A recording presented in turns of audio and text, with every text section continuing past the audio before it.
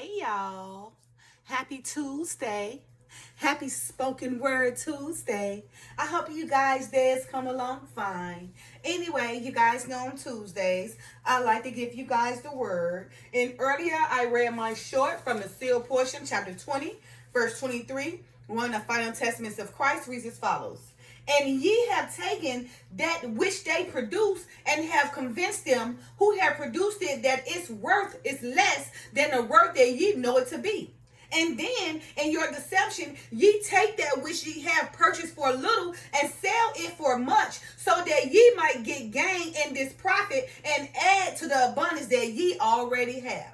You guys, there are so many who take advantage of others, trying to convince them that what they're selling ain't worth jack, only to purchase it for a little and sell it to add more to the abundance they already possess. Deceiving the poor, while allowing the rich to become more richer. All right, you guys. So, we got to be careful, guys. Remember, because when you doing this here, lying to people, deceiving them like that merchandise ain't worth nothing just to buy it from them for a little to make a profit, right? You deceiving the person, you keeping the poor, right? And what you're doing is you getting the merchandise, making them think all the work they put into it, like they labor don't mean nothing, and the value of it is nothing, knowing that you're lying, knowing that the value is everything, and if you just get it from them, if you can deceive them out of that little thing they want to make a profit of, so you can add more to your abundance, then it'll be like, so be it to you. It'll help you become more rich while deceiving that person for them to stay poor, right? Now, ask yourself, right? What kind of good do that become of, right? And what kind of person do that make you? That's why we're in the predicament we're in right now. Where so many take advantage of others, of what they got, deceive and manipulate it out of what they got, out of their nations, out of their jobs, out of their relationships, out of their money, out of the market, out of their power, whatever the case may be. You got somebody sitting back watching them, knowing they done worked hard for what they want, what they accomplished, and what they earn, but they gonna sit back and ain't put nothing in it, but they'll come convince them and lie to them and make them think whatever they doing is worth nothing, right? But if you give it to them, they can make it better. But all they doing is taking taking your what you got, for nothing and making more, out of what you put forth. Okay? Manipulating deceivers, right? And their day coming too, because what they do is they keep the poor and allow them to maintain their richness. All right, you guys. So I believe I ended at verse 22 in the sealed portion, in which I'm going to begin with verse 22 because it's very important. And I always, you guys know I always like to read the header so you guys can have an understanding of the chapter. And the header reads as follows in chapter 20 of the sealed portion. One of the final testaments of Christ reads as follows. Adam continues to explain the gospel and the commandments of Jesus Christ. He explains the evil of money and worldly possessions and gives the commandments pertaining to them. He expands on and explains the evils of the family unit. All right. So I'm going to begin with 22, the same verse I ended with last week. Verse 22 reads as follows. Behold, your intelligence cometh from your deceptions and the advantage that ye have taken of others because of their works. For ye have convinced those who carry forth the waste, and also those who bring forth the fruits of the field, that your gold and silver are most precious and are desirous to possess. And because of your many words and your deceptions, those who work by the sweat of their brow to support you depend on you for this gold and this silver, that they might live. Like you see, so because of your intelligence, right, coming from deception, right, of the advantage you take of others, right, you convince those that who bring forth the fruits, right, and take out the waste, that your gold and silver, is way better and more desirous to possess than their own labors, right, and because your intelligence are spoken of many words, right, those who sweat by their own brow, they need you, and and they depend on you for the gold and the silver that themselves might live, right? But of course, you don't care. Although they putting forth all their work, all their labor and everything, right? You still feel like, their labor is worth jack, ain't worth nothing, and your gold and silver is worth more, and your intelligence is better, and you better than them. But not thinking that, how they working and where they working is because they need it. They need to depend on you and your support so they might live themselves. But you yourself take advantage of them and keep them depressed and keep them low while you and your people become richer. Verse 23, which is my short. And ye have taken that which they produce and have convinced them who have produced it that its worth is less than the work that ye know it to be. And then in your deception, ye take it which ye have purchased for little and sell it for much, so that ye might get gain in this profit and add to the abundance that ye already have. So you see, oh man, and this is just common. How people go and a lot of people convince them out of their own work. Whatever they got, they've been to convince them, and talk so much game where they start to believe that what they work for don't mean nothing, right? And the person who taking it from them, they start to believe that person who taking from them is like they Lord, they God, they Savior, right? And the words they using is more true, right? Although they didn't work to put all this labor in, but you got this person who's cunning with their tongue to come speak to them and convince them and deceive them, manipulate them, that very work and they labor that they putting forth is not worth jack. And what they should do is all they work hard for, give it to them so they can make a better profit. So that person can go back and labor for more, so they can continue to labor, become more, the health more down, more depressed, right? More thinking like, oh, I need this support and not depending on them. So therefore, they trick them and manipulate them to thinking that they got to work their very bones off 24/7, right? And that the work they doing ain't worth jack. And convincing them that they're going to work hard for to give it to somebody else because they done made them feel like the work they doing ain't worth jack anyway. And so therefore they come and take it right on from them and make more profit of it to add to their own abundance. Right? Okay. Thinking that they living the life. But they don't know they're working towards their own judgment because because what goes up must comes down if it's not done in righteousness.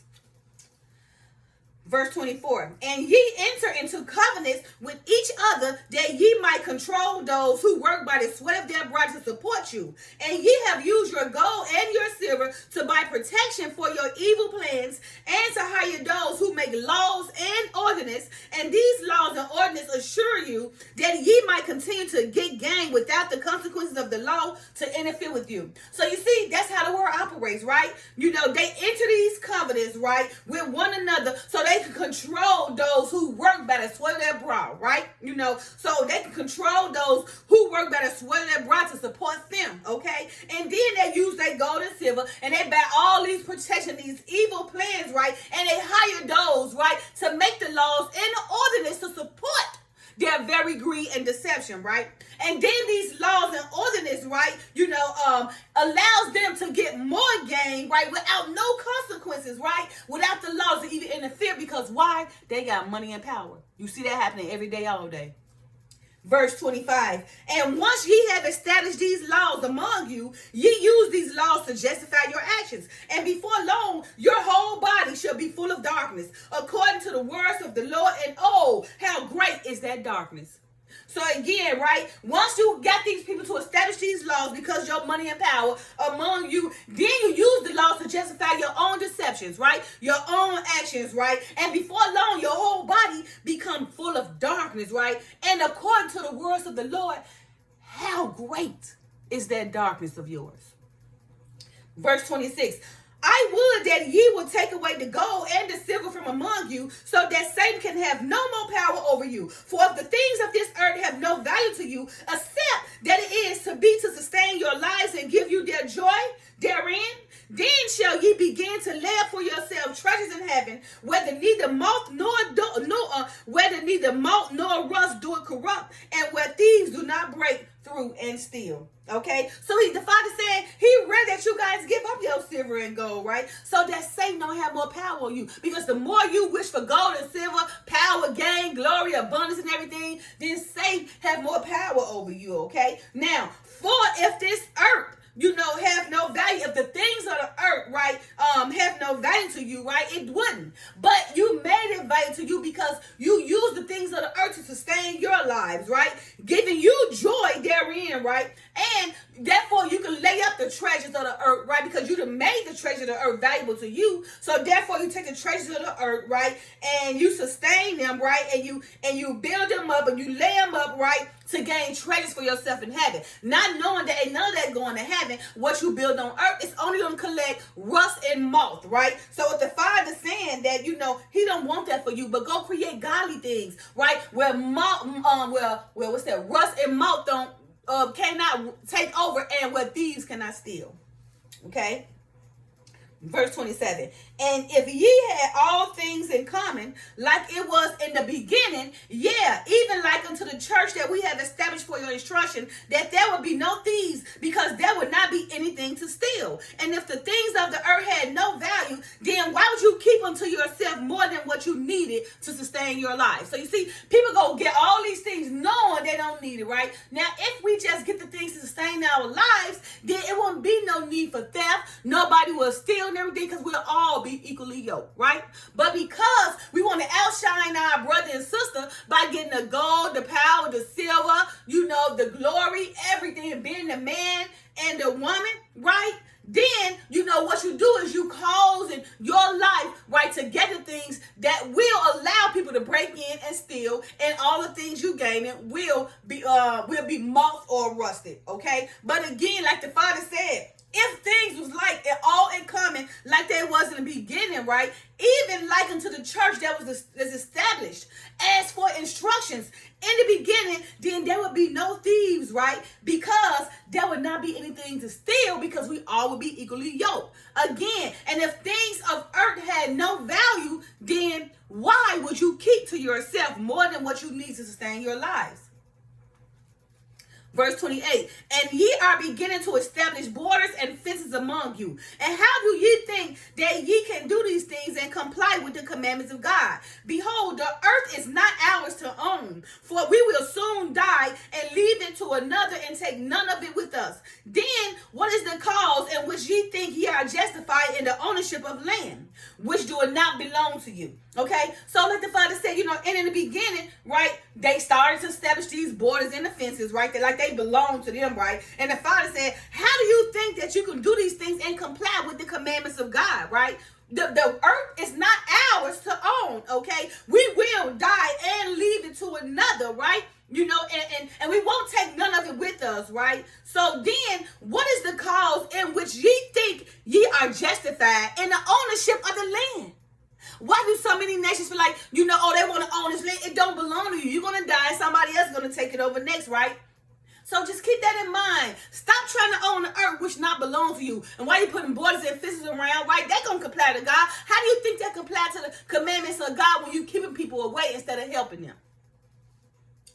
Verse 29, and if it do not belong to you, then ye are thieves who claim it as your own. And if ye are thieves who claim it as your own, then ye give the right unto others to enter in among you and take that which is not yours to have. And this would be the cause of much war and contention among you. And with these wars and this contention cometh the anger that the Lord had commanded us not to have in our hearts. So you see, if the earth don't belong to you, then why are, then you basically are thieves, right? Claiming this earth because it don't belong to you, right? Now, and if you are thieves who claim that something don't belong to you, right, then you give the right for others to come in and take it too, because it don't belong to you in the beginning. All right? So what makes you the king or the queen and feel like this earth belongs to you when it don't belong to you? It belongs to God. We're just here. We got to die for the next generation to come and take over. So if it don't belong to you, then other thieves can come in and take too, because it belongs to none of us but to the Father. Okay, and with these wars and this contention cometh the anger of the Lord had commanded us not to have in our hearts. Now, because you're lying like the earth belong to you, and you're sending people in armies and wars to take over the earth, now you're causing all these wars and these rumors of wars, right? And the Lord commanded us not to have this type of contention within our hearts. But because you want to go steal the earth like it belongs to you, and then make somebody believe that the earth don't belong to you, in the same way you feel like you stole the earth, they got the right to steal the earth too, because it don't belong to you. So the same way you possession this earth, that other person got the ways he can also embrace the earth and live in the earth too, because it don't belong to none of us. And although we start these wars and rumors of wars, making people think that because our nation is more privileged or more powerful, then this part of the earth belongs to us and not you. But no, that makes you a liar. Stop claiming the earth. It doesn't belong to none of us. It belongs to the Father. We are here. We're going to die, and we leave the next generation come along. So even if somebody come onto this earth, right, and steal what you stole, both of y'all thieves, because it don't belong to neither one of us. So the same way you can steal and come live in this place, the same way the next person come steal from you and live in it too. Verse 30, and this desire to own that which is not yours had caused you to divide yourself throughout the land into families and communities. And when ye have thus divided yourselves, ye cause your thoughts to enter, and when ye have thus divided yourselves, ye cause your thoughts to center on your families instead of on all people who are your brothers and your sisters. And this family unit shall be the cause of much heartache and contention among you. For ye have begun to believe that your families are more important than the rest of your brothers and sisters who are your neighbors. And because ye believe this, ye shall concentrate all of your efforts on acquiring the things of the world to care for your family in the flesh. And your children shall become selfish and center in themselves because of the example of the things that ye have shown unto them. And they shall begin to think that they have no other brothers and sisters except those with whom they share the same parents. And they shall begin to believe that their family unit is better than that of their neighbor, and that they should put their own family and its need above the needs of their neighbor. And this belief shall cause pride to overcome them, and they shall begin to think of themselves above all others who do not belong to their family. And because of this pride, family shall fight against family for the land that ye have divided amongst yourselves for the purpose of providing for the needs of your own family. And you guys see, that's exactly where we are now. You got these families on the earth and feel like their family is better than the next family. Although we all brothers and sisters and we are neighbors. But once they get that power in their family, they feel like they want to become royal and become above the next family, when we all brothers and sisters, and we should treat one another like we want to be treated, right? And like the Father said, and this is your desire, right? Which caused, you to divide yourself throughout the land, okay? Into families and communities, right? And thus, you guys have divided yourself and caused your own thoughts to center on your family instead of all people, right? Who are indeed your brothers and sisters, right? And this family unit, right? Should cause much heartache and contention amongst you. And that's why you see mother and daughter fighting, sister and brother, mother-in-law, sister-in-law, whatever, right? Because that unit, they made them be more important. Instead of trying to be equal with all the brothers and sisters on earth, they take one family union because they got the same parents and make them better than another, right? And they center that family about everybody, pushing that family into royalty, right? Dividing, further families because they pushing their family on a pedal, okay? Now it said, because you have begun to believe that your own families are more important than the rest of your brothers and sisters who are your neighbors, right? And because of this belief, then you concentrate on all these efforts of acquiring the things of the world for your own children, right? Which causes you to become selfish and self-centered, on your own family, right? Because of the example that you show your own family. And then what you do, your family become more selfish. They keep going from generation to generation. And which we all supposed to be equally yoked amongst the neighbors and not making our family more important than the next, but being an example, setting to one another, okay? And what happened was they all began to think that they have no other brothers and sisters because you done made your family by the same parents more important than theirs, right? Although they are neighbors and your brothers and sisters, right? Except only the ones they share with the same parents. You see that? And then the ones who share the same parents, they start to believe that their family unit is better than the neighbors, right? And that they should put their family and their needs above their neighbor instead of trying to help them. Okay? Right? Now, that belief causes pride, right?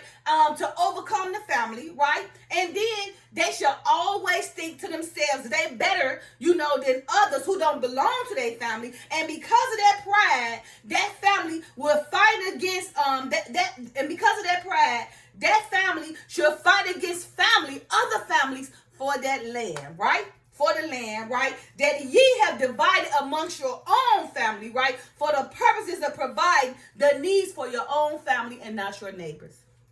All right, you guys. And the last verse, verse 34, and ye shall believe that your needs are greater than the needs of your neighbor, and ye shall withhold your substance from your neighbors, and justify the withholding of your substance, because ye believe that if ye give it to them, then ye will not have enough for your own family. And how selfish and ignorant and foolish is that? All right, you guys. All right, so just be sure to remember, it's very vital that we treat our neighbors like we treat ourselves. Just because we have the same parents, or the mom and the brother and sister got the same parents, right? What about your other brothers and sisters? They're also your neighbors, right? Okay, now you get this family, y'all be like, oh, we about to come important. We about to be the family, right, above all other families, and they do. And what happened is, contention come between their own family. The mama can't get along, the daughter, the brother, the sister, everybody fight each other because everybody competing amongst each other in that family, making themselves above all the other families on earth, even though they're their brothers and sisters too, and their neighbors. But they don't look at the brothers and sisters of their neighbors like their own family, because they didn't come from the same parents, right? And because they became royal, right? Then everything in the world belongs to this one family, that king and queen of their whole family, while all the other earth, all their brothers and sisters and all the neighbors are beneath them, right? How foolish, unequally yoked and wicked is that? All right, you guys, happy Tuesday. Happy Spoken Word Tuesday. Love y'all. Peace. Bye.